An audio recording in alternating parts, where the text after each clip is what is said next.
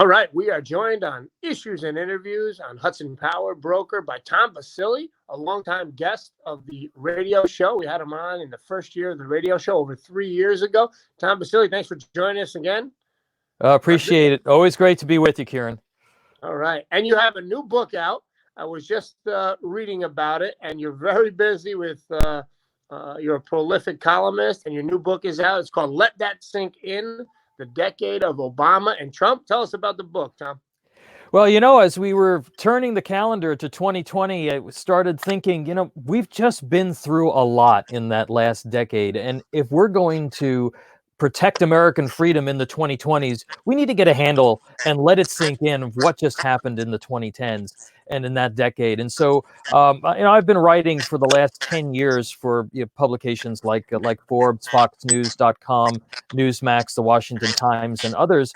And so we put together a curated compilation of columns that help us understand what we've been through as a nation from a political standpoint, the shifts in our politics, the rise of the American left and the power of the American left that we've seen over the last number of years, and to use that to put together a roadmap basically for what we are facing as patriots, as pro-freedom Americans in the 2020s, and help guide us to ensure that we can protect the nation that we love. Yeah, what are we facing in the 2020s as freedom-loving Americans? What are we facing today, right now, all around this state and the country? And really, freedom is up against the ropes for a variety of reasons, including the virus. But what are we up against, Tom Basile? Well, it's what I like to call teen. All right, it's tech, education, entertainment, and news. And as we've seen, that decade of Obama and Trump was really the most significant piece of that was the rise of digital technology. Sure. And the importance of digital technology in our lives, and what that is now largely controlled by people who do not share traditional American values about limited government and personal responsibility, and so information management has been one of the things that we've seen, unfortunately, over the last 10 years as being a something that we have to deal with, because people are being manipulated. The voice of the American left is being fueled by these digital media platforms, by a traditional press that is far more biased and frankly hateful than we've ever seen it before. And so it's really a call for people who care about this country to start thinking differently about the fight ahead, and that they really need to frankly get in it, because if we allow these megaphones, particularly the news media, Hollywood, tech, and the higher education complex to drive the message, to drive the public policy agenda, this country at the end of this decade will be very different than the nation that you and I grew up in. Yeah, very true. And it's interesting you mentioned tech, education, and media, because the governor of New York, Andrew Cuomo, basically just invited in the two big titans of tech, the former head of Microsoft, Gates, and then Schmidt, the head of Google, to reimagine education in New York State. I'm all for reimagining education. The education system has to get better, but I don't think I want these two guys, who I probably don't agree with on much, especially a worldview and the view of America's place in the world. I don't want them reimagining the education system that my 4 kids still have, many years to go through here in this state. And that's a great example of how that you were kind of on the cutting edge of this. That is coming to the fore here in New York State and around the country. That kind of amalgam of education, media, and tech. And let's remember, when you're talking about a leftist's view of education, it's not about educational choice. It is about government-run education. One of the things that Governor Cuomo and a lot of Democrats, liberal Democrats around the country want to do is they want to eviscerate private education options. All right, parochial schools, private education options with free college entitlement programs and other types of public policies that will make it very difficult for those educational options to exist in the first place. So this is, and you know this probably better than anybody else. What is this really about? This is about giving public employees unions more power and more control over over our educational system. So yeah, I mean, when you look at Google and Amazon and other folks getting involved in education, it's not necessarily going to be about quality. It's Right. going to be about driving an agenda, and it's going to be about expanding government rather than expanding choice. Yeah, absolutely. And while you were talking there a moment ago about tech and the big government and the press, I was thinking about the General Flynn situation, where here's a great American hero who probably was railroaded out of his life savings, his reputation, a job in the White House, had to sell his house. His son almost came under jeopardy, and it was all made possible by tech, the spying on him, by the leaders of what a lot of people call the deep state, and the press, who should have uncovered this. They should have been digging and trying to uncover this and expose this government abuse. And instead, the press played a huge role, and actually continues, even with all the information that's come out in the last week, continues to play a huge role in the abuse of civil liberties. And General Flynn is just an example, but he's a great example, because if a 3-star general can get railroaded by the FBI for doing nothing wrong, I mean, you and I don't have a chance if the deep state turns on us. Well, one of the things that I talk about in the book, Let It Sink In, which is available on Amazon.com, and you can also get it through my website, tombasile.com. One of the things I talk about is the weaponization of the executive branch of government during the 2010s by the Obama administration. And the General Flynn example is perhaps, together with the whole Russia collusion thing, Right. is perhaps one of the most powerful examples of how Obama used the executive branch and the levers of the executive branch of government and those deep staters to do something that was violative of civil liberties and our judicial process. It's an incredibly powerful story. And as you point out, the media don't want to talk about this. The media want to downplay it as much as possible, because this was an abuse of power that makes Watergate look like nothing. That's the type of thing, I know people are protesting because of being asked to wear masks because of coronavirus, but they really should be taking a look at this story, because you want to talk about abuse of government power that goes all the way up to the top, all the way up to the president's cabinet, the president himself. Look at what they did to Trump, to the Trump campaign, and to General Flynn, and that has been going on now for years.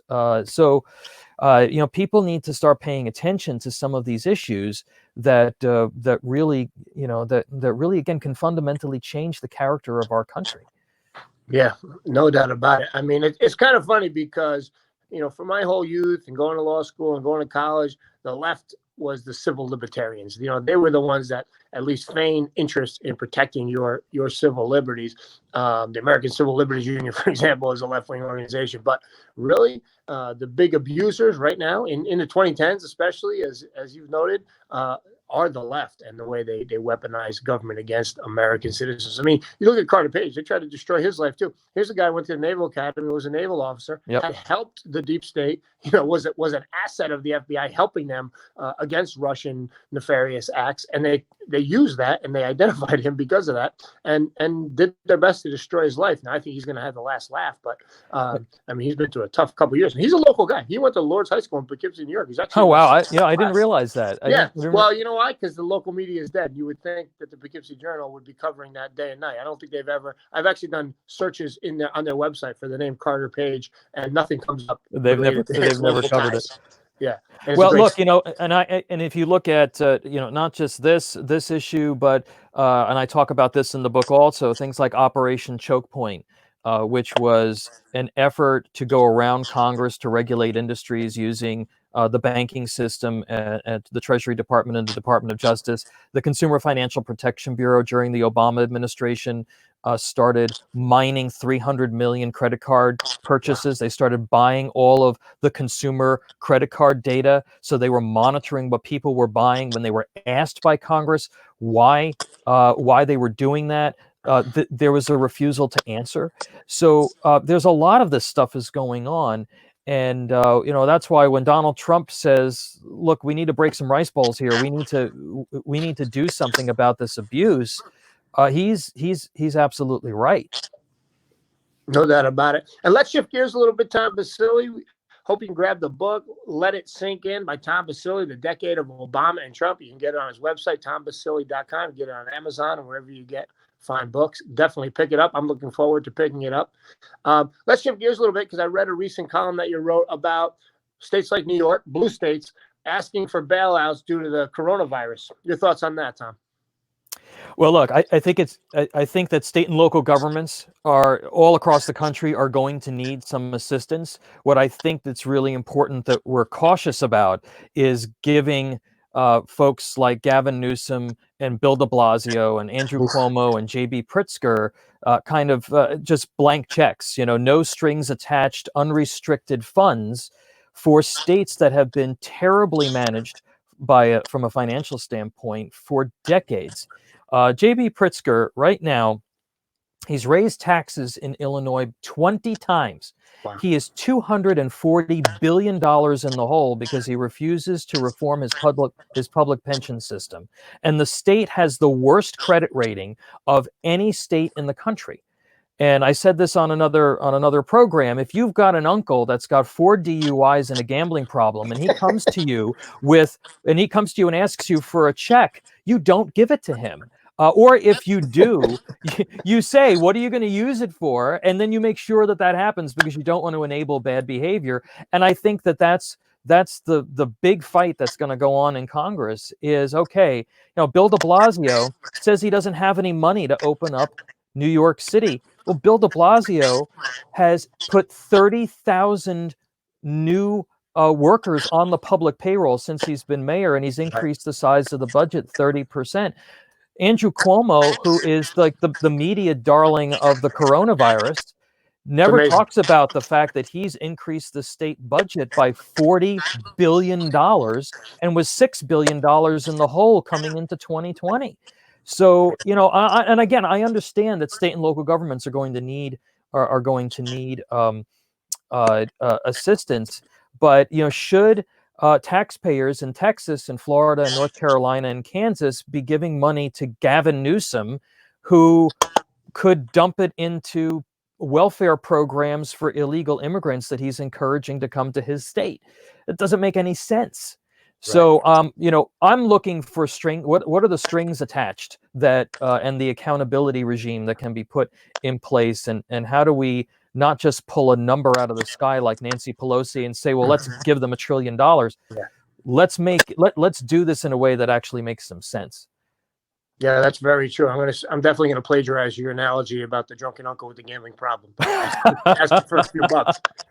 And if you go back, and we have about 90 seconds left, if you go back and you look at January, February, before Corona took over the whole world, the big issues were bail reform, and the other big issue was the sanctuary policies of New York State and how Governor Cuomo and mayors around this state wouldn't cooperate with the federal government. Well, now the same Governor Cuomo and the same Mayor de Blasio that didn't want to cooperate with federal law enforcement in dealing with actual criminals. That's what they never say. They pretend like you're going to go, sweep up somebody's gardener. It's actual criminals that state and local officials have in jail or have incarcerated, and they wouldn't cooperate with the federal government. But now they're saying, federal government, bail us out, bail us out. Right. What do you think, real quick, in less than a minute, about Trump's tying sanctuary status to bailout money? Hey, look, they're in violation. Some of these states are in violation of federal law, not only with sanctuary policies, but also their drug policies. So I think the president has a point that if you're if you're outright violating federal law, that maybe you should have to reform. But there's also the other issue here, Kieran, and I know that we're short on time, but some of these governors support really heinous policies like late-term abortion, taxpayer-funded abortion. Right. Why should a taxpayer in Oklahoma or North Carolina or Florida have to pay for that? And that money could end up going to those types of programs. Awesome point, Tom Basile. We're going to leave it right there. Check out tombasile.com. Pick up the book. Let that sink in. Thanks so much for your time and for joining us, and we'll have you back again, Tom. Thanks, Kieran. Thanks for what you do. All the best, buddy. You too.